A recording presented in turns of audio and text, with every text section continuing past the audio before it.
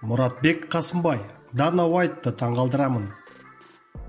Бұрынғы UFC чемпионы нокаутпен жеңілді.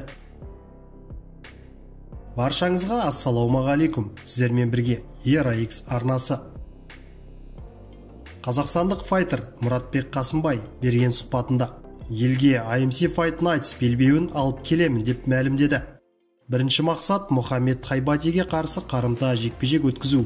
Мен үшін маңызды кездесу. Бұдан бөлек уәде еткенімдей IMC Fight Nights чемпиондық белбеуін отаныма алып келіп, Дана Уайтты таңғалдыру керек.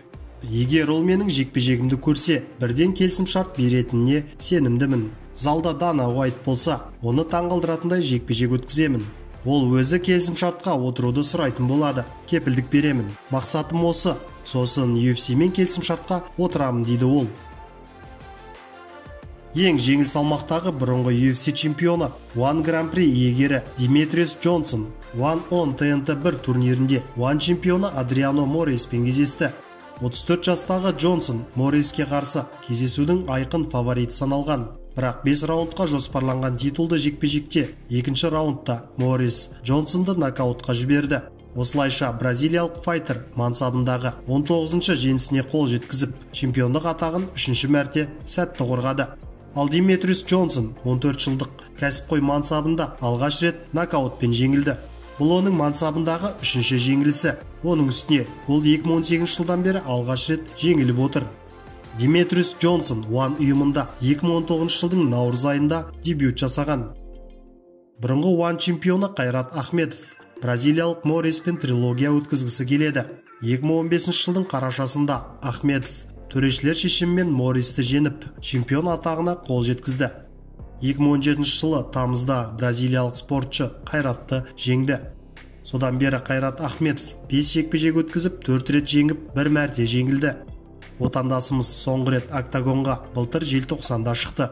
Ол кезде Дахван Кимді төрешілердің бірауыздан шешімімен жеңген болатын. One ұйымның флай салмағында чемпиондық атаққа үміткерлер қатарына рейтингте 3-ші орында тұрған Қайрат Ахметов те енген. Хабиб салмағына қарамастан ең қорқынышты жауынгер. Екі дивизион бойынша бұрынғы UFC чемпионы Джордж Сен-Пьер Хабиб Нурмагомедовпен жекпе-жек үшін біраз уақыт бұрын жекпе-жекке қайта оралуға дайын екенін айтқан болатын.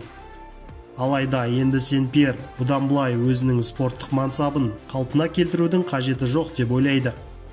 Мен үшін Хабиб бұл спорттың ең қорқынышты жігіттерінің бірі, деді Джордж Джо Роганмен сұхбатта. Ол сізді ұрып қана қоймай, моральдық жағынан да сындырады.